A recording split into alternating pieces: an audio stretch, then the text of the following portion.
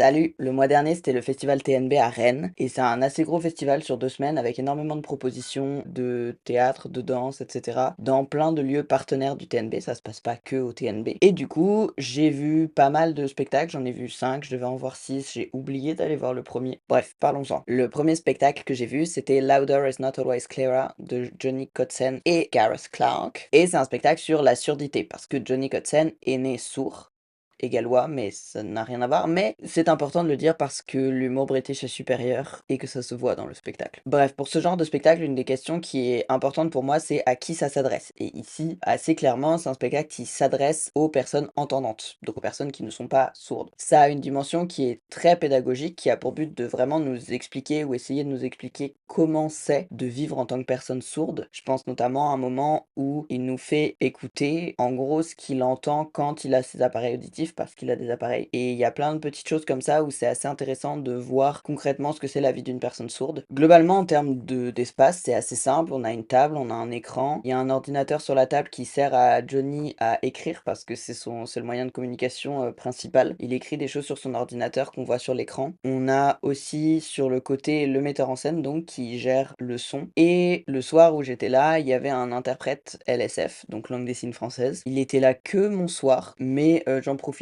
pour en parler parce que je l'ai trouvé hyper bien intégré au spectacle. Il y avait plein de petits jeux un peu drôles où il suivait Johnny partout pour être à côté de lui. Moi, je pensais que le spectacle était fait pour être avec un interprète. Et comme je ne connais pas la langue des signes, je savais pas si c'était de la langue des signes française ou britannique. Ça fait plus sens au demeurant qu'il n'y ait pas d'interprète LSF, étant donné que c'est un spectacle qui est vraiment écrit à destination des entendants-entendantes, mais ça reste intéressant, voilà. Bref, pendant le spectacle, donc comme je disais, il essaye de nous montrer ce que c'est la vie d'une personne sourde, donc il essaye de nous faire lire sur des lèvres, et nous explique que lui, il comprend tout. Il nous a raconté la fois où il a voulu faire un karaoké pour son anniversaire et qu'il était le seul à pas chanter. Il nous montre aussi des exercices qu'il a dû faire pour apprendre à parler, parce que du coup, il a appris à parler, comme beaucoup d'enfants sourds. Et en fait, il nous montre tout un tas de choses auxquelles on pense pas forcément, qui sont assez, pour nous, qu'on voit comme données. Et du coup, il nous montre comme ça tout un tas de choses pour un peu nous permettre de nous mettre à sa place. Et c'est fait vraiment de manière très simple et très pédagogique, très accessible en fait. Si on n'est pas du tout au courant de ce que c'est que vivre en tant que personne sourde, si on est très peu initié au handicap, etc., c'est hyper accessible. Et comme je le disais, tout ça est plein d'humour british.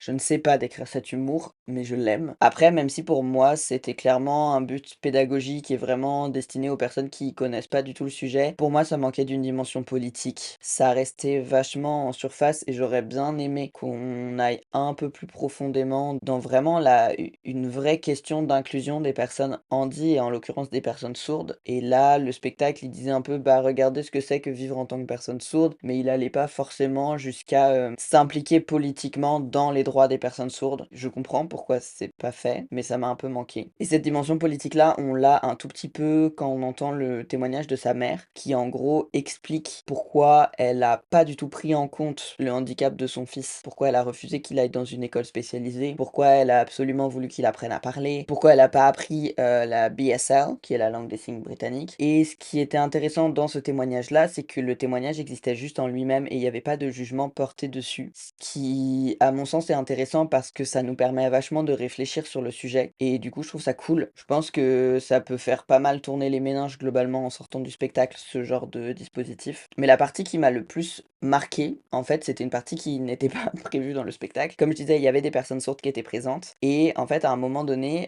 Johnny donc a commencé à parler avec elle en signant. Je sais pas exactement dans quelle langue il signait, puisque la langue des signes, du coup, il y en a pas qu'une, il y en a plusieurs en fonction des pays. Mais en tout cas, ils ont commencé à signer pour discuter. Et ça a duré vachement longtemps. Enfin, franchement, ils ont discuté plusieurs minutes, je pense, je sais pas. De trucs assez random, visiblement. Et il y avait aussi des moments où, en fait, littéralement, ils se foutaient de notre gueule. Enfin, je ne sais pas exactement ce qu'il disait, puisque je ne comprenais pas. Mais il était un peu genre, ah, PTDR, regardez, ils comprennent rien à ce qu'on dit, nous on discute et tout, ils ont l'air trop cons. Et ça, j'ai trouvé ça vachement pertinent en fait, parce que ça retourne le truc un peu de cette notion d'exclusion et de stigmatisation. Ça la retourne d'une manière très naturelle, très on peut rien dire. Genre, ils parlent entre eux, c'est la langue qu'ils parlent en commun. Enfin, je trouve que ça amène quelque chose de ce truc-là, de l'expérience des personnes sourdes d'une manière vachement intéressante. Et ça, c'est vraiment ce que j'ai préféré, je pense, dans le spectacle. Donc globalement, c'était un chouette spectacle, c'était pas le plus révolutionnaire, c'était pas le plus abouti, mais je pense qu'il est très intéressant si vous commencez tout juste à vous intéresser à la question de la surdité notamment. Voilà, voilà. Ensuite, j'ai vu Léviathan de Guillaume Poix et Lorraine de Sagazan. On dit Poix ou Poix?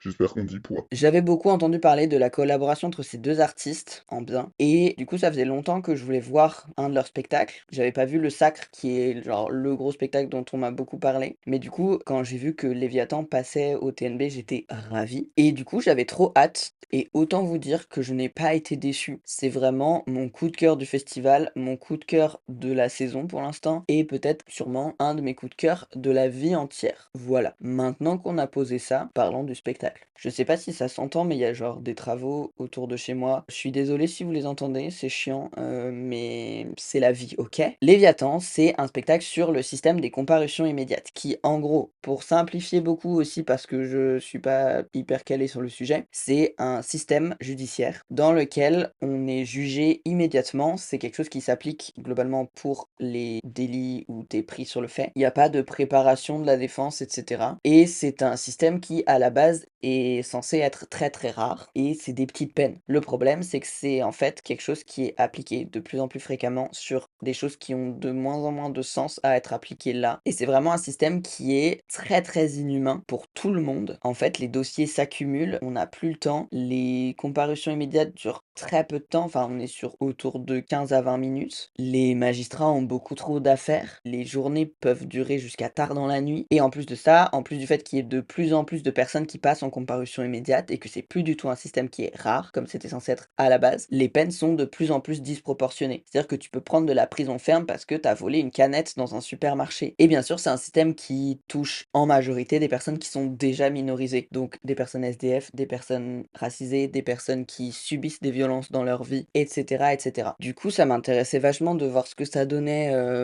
en spectacle. Je savais pas du tout, à vrai dire, moi j'étais juste en mode, ok, je veux voir le travail de ces artistes, mais je savais pas exactement où est-ce qu'ils se situaient en termes de dimension politique, etc., etc. Et donc là, en fait, on a un dispositif qui est assez simple. On a un timer qui se lance, puis on assiste à la comparution immédiate d'une personne, et à la fin, on a la peine qui s'affiche sur l'écran. Et il y en a comme ça plusieurs qui s'enchaînent. Et tout ça est très théâtralisé. On en reparle juste après. Et alors moi, je pleure très peu au théâtre. Et là, j'ai fini, genre, roulé en boule sur mon siège en train de pleurer, parce que c'était tellement violent. Et on parle pas de violence gratuite qui est mise là dans le but de te heurter, etc. Mais c'est en fait la transmission de cette violence institutionnelle et injuste, en fait, qui était tellement forte. Enfin, le truc était insoutenable, en fait. Mais c'était pas violent envers moi, c'était... J'ai ressenti la violence de ce système qui touche d'autres personnes que moi. Évidemment, je ne pourrais jamais ressentir la violence de ce système-là autant que les victimes, mais l'idée que ça m'en a donné était assez forte, en fait, pour que j'ai envie de tout casser. J'avais déjà un petit peu envie de tout casser, mais là,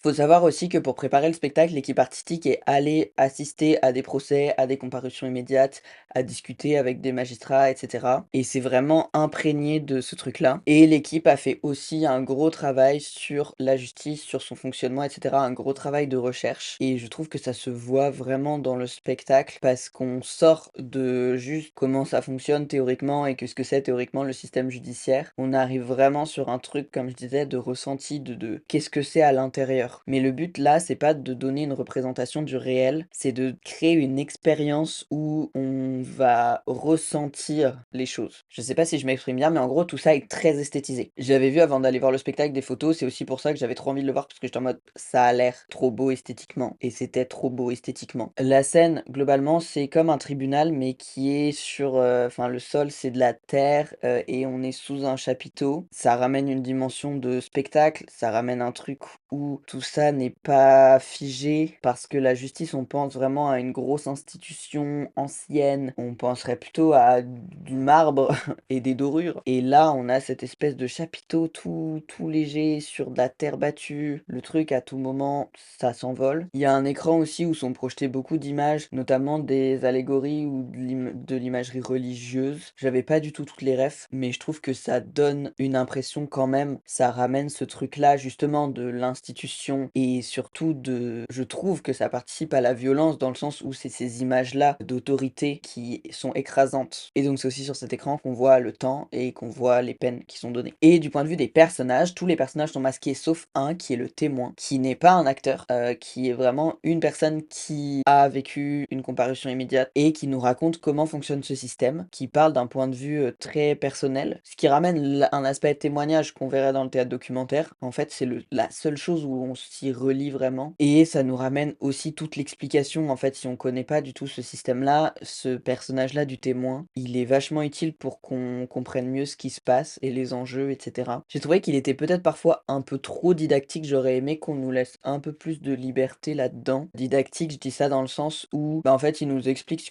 que c'est mal, ce système-là, et je suis pas sûre que ce soit toujours nécessaire, parce qu'en fait, on le voit, on le ressent. C'est vraiment, je pense, le seul truc où je me suis dit: chelou». Ce personnage-là, il est quand même hyper utile pour s'accrocher à un aspect réel là-dedans. S'accrocher au fait que, en fait, cette chose-là hyper esthétisée qu'on voit, c'est quelque chose qui arrive vraiment. Et du coup, ce personnage-là, c'est le seul à ne pas être masqué. Les autres ont 2 types de masques. Il y a soit le masque, où en fait c'est genre un collant sur la tête qu'on a maquillé en gros, comme la trend qu'il y avait il y a quelque temps vers Halloween. Et l'autre type de masque, c'était des masques plus réalistes avec juste une ouverture pour les yeux et pour la bouche. Voilà. Il y avait que des accusés qui avaient ces masques-là en collant, mais il y avait aussi bien des magistrats que des accusés qui portaient les masques réalistes. Par contre, ce qui est intéressant, c'est que ce masque-là en collant là, il crée vraiment une très forte anonymisation. On peut plaquer n'importe quel visage dessus, on ne sait pas qui c'est. C'est des gens qui sont pas vus comme des personnes importantes, qui sont pas vus comme des personnes tout court en fait. L'identité de ces personnes-là ne paraît pas utile aux magistrats et plutôt au système en général. Et globalement, tous ces masques-là créent quelque chose qui nous sort de l'humanité, qui crée une espèce de monstruosité en un sens. Et cette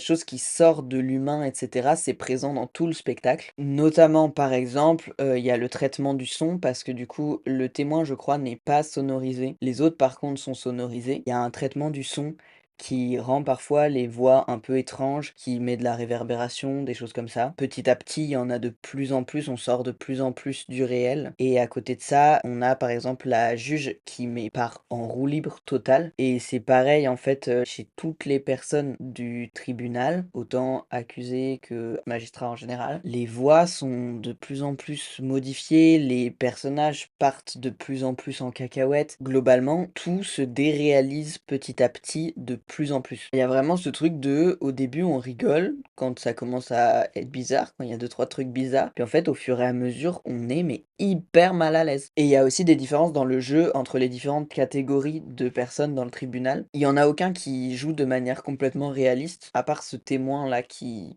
nous explique des choses du coup qui se situent plus proche du réel comme je disais. Mais sinon tout sort d'une certaine manière du réel et de l'humain, etc.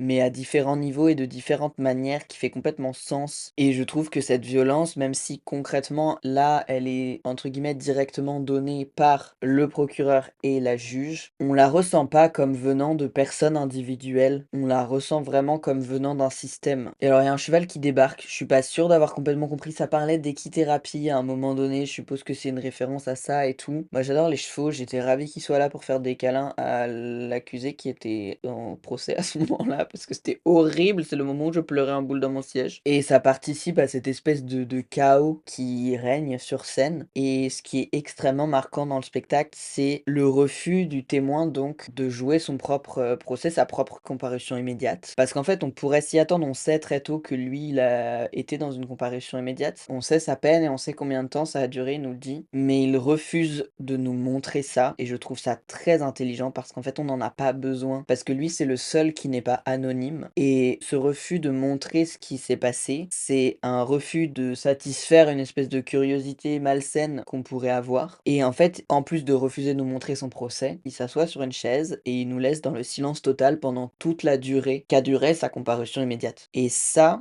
rend très très réel pour le coup ce temps-là. Il parle au début quand le timer est lancé, donc on n'est pas... Ça dure 16 minutes et quelques, je crois, je ne sais plus le temps exact. On n'a pas toutes ces 16 minutes dans le silence, mais on a bien 10 minutes de silence, quoi. Et pendant ce temps-là, il se passe rien, il y a juste le cheval qui se baladent, qui bouffent le code pénal. Ça, c'est le level maximal de ce qui se passe pendant ce temps-là. Et vraiment, ça va à l'encontre de cette dimension où on pourrait se dire que c'est documentaire, donc cette dimension de reconstitution, et cetera. Comme je disais, c'est le seul qui n'est pas anonyme et du coup, ça a beaucoup de sens de ne pas dévoiler le contenu, en fait, et de ne vraiment montrer que, en fait, c'est pas utile de savoir qu'est-ce qui s'est passé dans le procès. C'est pas utile de savoir la cause du procès. Le système, il est extrêmement violent et on l'a vu. En plus, ça nous permet d'emmagasiner tout ce qu'on a eu avant et le level de violence auquel on a été confronté. Et c'était vraiment, mais frappant et très, très, très puissant et politiquement extrêmement puissant aussi, quoi. Ça nous met vraiment face au temps réel et concret d'une comparution immédiate. Et du coup, tout ça pour dire que ce spectacle, aussi bien dans le propos que dans la forme, c'est extrêmement intéressant. Ça marche extrêmement bien, c'est extrêmement politique. Ça fait questionner beaucoup de choses sur le fonctionnement de la justice et le fonctionnement de ce système-là des comparutions immédiates. La question de la justice réparatrice, restauratrice contre la justice punitive, parce que les comparutions immédiates, c'est vraiment de la justice punitive. Il n'y a pas de victime concrètement. C'est-à-dire que tu voles une canette dans un supermarché, le grand chef du supermarché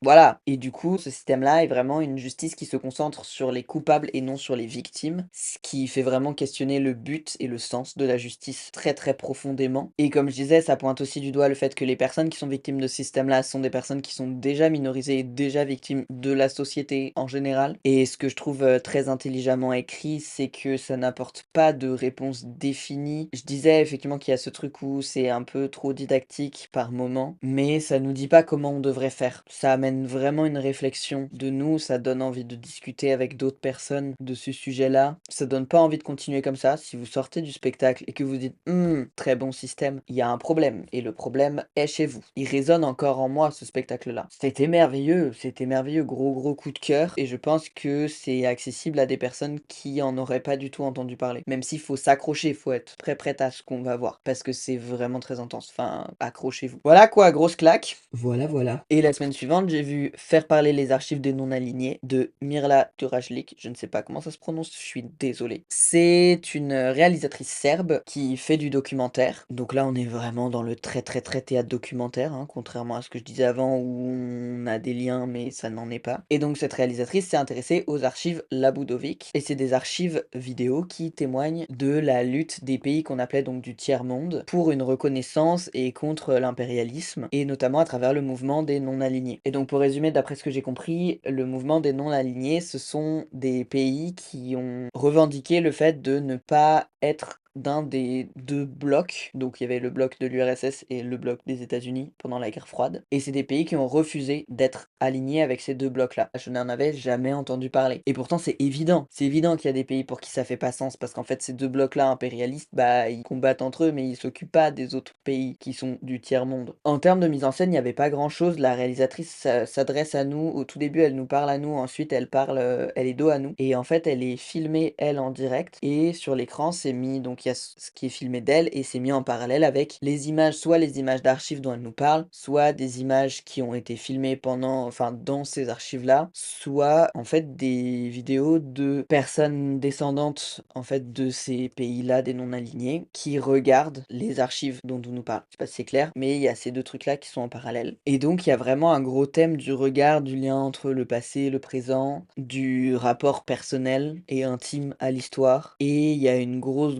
volonté de maintenir la mémoire contre l'effacement. Pour être honnête, j'ai eu du mal à m'accrocher au spectacle, j'ai eu du mal à trouver ce qui faisait théâtre là-dedans. Qu'est-ce que le théâtre apportait à cette forme-là? Don't get me wrong, j'ai trouvé ça hyper intéressant. J'ai appris énormément de choses. Ça vient questionner énormément de choses sur le colonialisme et l'impérialisme. Juste, la forme m'a pas beaucoup parlé. J'ai vraiment une capacité d'attention pas assez puissante pour toutes ces infos-là, parce qu'il y avait vraiment quand même beaucoup d'infos. Et aussi parce que c'était très statique. Je vais pas développer plus que ça, parce que du coup, j'ai pas forcément énormément de choses à en dire. Je recommande quand même le spectacle pour notamment si vous êtes passionné d'histoire, si vous êtes passionné de cinéma, documentaire. Voilà, voilà. Et le dernier jour du festival TNB, j'ai eu la bonne idée de voir deux spectacles dans la même journée, à commencer par Radio Live Vivante de Amélie Bonin et Aurélie Charon. Alors je crève l'abcès tout de suite, c'était marqué que ça durait 2 heures, ça a duré 2 heures et demie. J'ai un problème dans la vie, c'est que si on me dit 2 heures, mon cerveau il se concentre pour 2 heures. Une fois les 2 heures passées, je souffre. Mais bon, Mais du coup, qu'est-ce que c'est ce spectacle? Aurélie Charon et Amélie Bonin, ce sont 2 journalistes qui bossent à la radio et en gros, elles font des voyages et elles rencontrent des personnes et certaines de ces personnes-là, elles les invitent dans des spectacles qui s'appellent donc Radio Live. Il y en a plusieurs qui ont existé. Ça fait quelques années qu'elles font ça. Celui-là n'est pas le premier donc et en fait, pendant ces spectacles-là, c'est comme si c'était une émission de radio un peu théâtralisée. Les réponses ne sont pas écrites, mais toute la mise en scène est écrite en gros. Et donc cette version-là, vivante, c'est avec Inès qui est bosnienne, Oksana qui est ukrainienne et Ala qui est syrienne. Donc 3 femmes qui ont grandi dans des pays en guerre et qui parlent de l'exil, de comment raconter la guerre, qui parlent de comment reconstruire. Et tout ça, c'est avec des vidéos, des photos, des mots qui sont écrits parce qu'il y a une créatrice visuelle qui s'appelle Gala, qui dessine en direct des choses qui sont projetées directement sur l'écran, qui dessinent par-dessus des images, des vidéos, et cetera. C'est très, très beau, ça accompagne vraiment bien le propos. Ça permet d'aller un peu plus loin de ce qui est dit, ça permet de poétiser certaines choses. Ça permet aussi de montrer ce qu'on ne peut pas dire. Et puis ces vidéos-là nous montrent, les voyages, les discussions avec d'autres personnes, et cetera. Tout un tas de choses qui a été fait en amont, qui permet de rajouter à ce qui se dit sur scène. Et on rencontre notamment leur mère à toutes les 3, qui toutes les 3 vivent encore dans leur pays. Et il y en a même une qui est la mère d'Oksana qu'on appelle en direct pour lui poser des questions. Du coup, il y a toute une discussion intergénérationnelle qui se crée, notamment par rapport au ressenti face à la guerre. Et je trouvais que le dialogue entre l'écran et la scène était assez bien fait. On se cachait pas trop derrière l'écran parce que l'écran est souvent surutilisé en théâtre documentaire. Et là, je trouvais que ça apportait vraiment quelque chose. En tout cas, l'écran qui était au fond, il y avait un deuxième écran qui était plus devant, qui m'a semblé moins utile, qui était beaucoup moins utilisé, qui visuellement, en termes d'esthétique, apportait pas grand-chose. Mais en tout cas, l'écran au fond était vraiment, vraiment chouette, vraiment bien employé. Ce qui est très cool aussi, c'est qu'on n'est pas du tout dans un discours misérabiliste. Les 3 ont beaucoup d'humour. Il y a beaucoup de légèreté, en fait, ce qui permet de recevoir le propos et la réflexion autour de la guerre de manière, beaucoup plus simple et beaucoup moins lourde. Et puis ça mène à vouloir imaginer un autre monde, d'autres solutions, reconstruire des choses, savoir comment on parle de ces guerres-là, savoir comment recréer une nouvelle chose sur un pays qui est ou qui a été en guerre, comment on tient dans la guerre quand elle est pas finie. Il y a toute la question de la mémoire, toute la question de la résistance, de la transmission et tout ça reste quand même très concret vu que c'est des choses qu'elles ont vécues. Je sais pas à quel point cette forme-là de radio live peut devenir éventuellement redondante à force d'être, refaite, mais comme on change de thème tout le temps et tout, ça reste intéressant. Moi, j'en ai pas vu d'autres, donc je sais pas dire. En dehors du fait que c'était prévu 2 heures et que ça a duré plus longtemps, je pense que quelque chose de plus resserré m'aurait plus plu parce qu'il y avait quand même beaucoup de choses et c'était quand même assez large. Et je pense que j'aurais préféré si ça avait été un peu plus resserré, mais j'ai trouvé ça globalement plutôt bien. Je pense que si vous aimez la radio et les podcasts, c'est vraiment le niveau au-dessus. Ça apporte toute la dimension visuelle en fait à quelque chose qui reste quand même un peu dans l'essence du podcast à la base et de la radio. Du coup voilà, j'ai pas forcément beaucoup plus à en dire. C'était plutôt chouette et je recommande si c'est des sujets qui vous intéressent. Voilà, voilà. Et ce festival s'est terminé par La Brande de Alice Vanier et la compagnie Courir à la catastrophe. Et quand je dis c'est terminé, il y avait une soirée de clôture après avec DJ set et tout, mais je vais pas vous faire une critique de ça. Oh should I? Donc La Brande, de quoi ça parle? C'est une fiction sur une institution psychiatrique qui a été très, très, très inspirée de la clinique de Laborde, que je connais pas très bien, j'avais déjà entendu le nom, mais en gros, c'est une clinique psychiatrique qui a été créée dans les années 50, qui sortait beaucoup de ce qu'on faisait et même qui est toujours différente de ce qu'on fait encore aujourd'hui dans la manière de traiter les patients parce que il y a un rapport entre soignants et patients qui est très différent. C'est pas en autogestion parce qu'il y a quand même des soignants, mais on implique vachement plus les patients-patientes dans la vie de la clinique en fait. On ne voit pas les patients-patientes comme des personnes dangereuses ou incapables. On prend quand même en compte leurs troubles parce que ce sont des personnes qui ont des troubles psy, mais on n'est pas là pour les exclure, pour considérer qu'elles sont des sous-humains. Et du coup, là, on observe la vie de cette clinique, donc fictionnelle mais très inspirée de la réalité, à travers des décennies depuis sa création jusqu'à aujourd'hui, en gros. Et le temps se distord un petit peu. Globalement, les patients, c'est toujours les mêmes depuis le début jusqu'à la fin. Il y a un peu ce truc-là où tu sais pas toujours trop quand est-ce que tu te situes. Des fois, il y a des repères temporels, des fois non. Et en fait, il y a vraiment une dimension très irréelle qui se met en place. La scénographie, c'est donc l'intérieur de cette clinique, mais en fait, l'extérieur prend de plus en plus de place sur l'intérieur. La nature, un petit peu, prend la place et c'est assez beau esthétiquement. J'ai beaucoup aimé. Tout ça tourne autour des répétitions pour la pièce Comme il vous plaira de Shakespeare, donc par les personnes de la clinique. Et en fait, cette pièce-là traverse aussi du coup les décennies de la clinique. Et en plus de se mélanger du coup dans le temps, de se mêler à toutes les époques, elle se mélange aussi à la vie quotidienne de la clinique. Et cette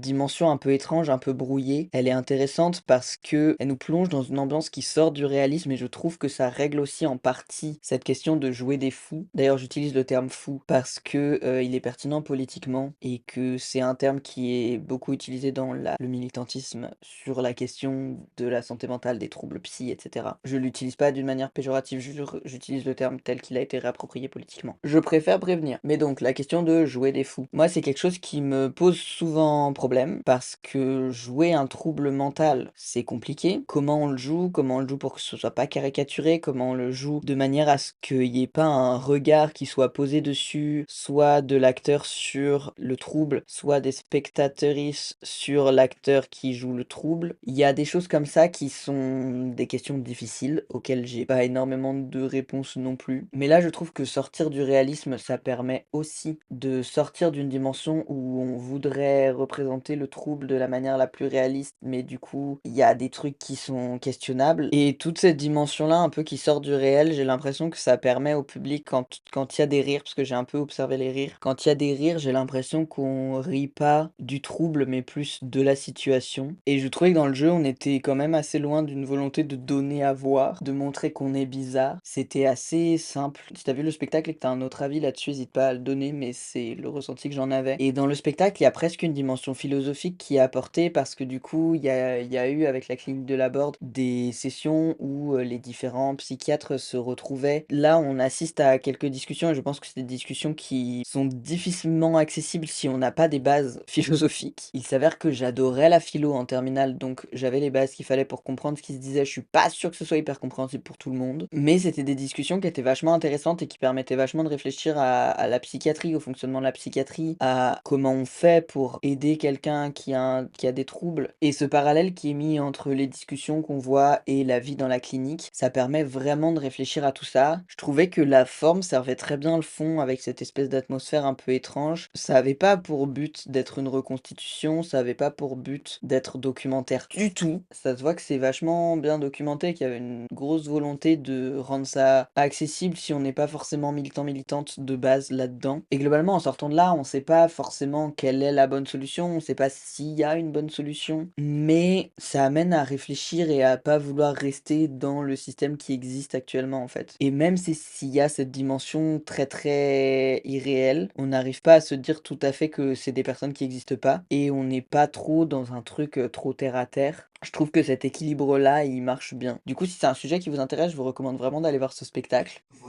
Et voilà pour le festival TNB, globalement, plutôt des choses chouettes, dont un gros coup de cœur. Mon mois de novembre était un peu intense, et visiblement mon mois de décembre aussi, vu que je vous en parle que maintenant. Mais je suis hyper content d'avoir vu tout ça, c'était vraiment cool. Et voilà, si la vidéo vous a plu, n'hésitez pas à mettre un pouce en l'air, à vous abonner, à commenter, à partager, parce que c'est le meilleur moyen de soutenir mon travail. Et puis retrouvez-moi sur tous mes réseaux sociaux, notamment Instagram et TikTok. Je parle de beaucoup plus de spectacles là-bas, sur des vidéos, des formats vidéo plus courts. Et puis à bientôt pour une prochaine vidéo. Salut!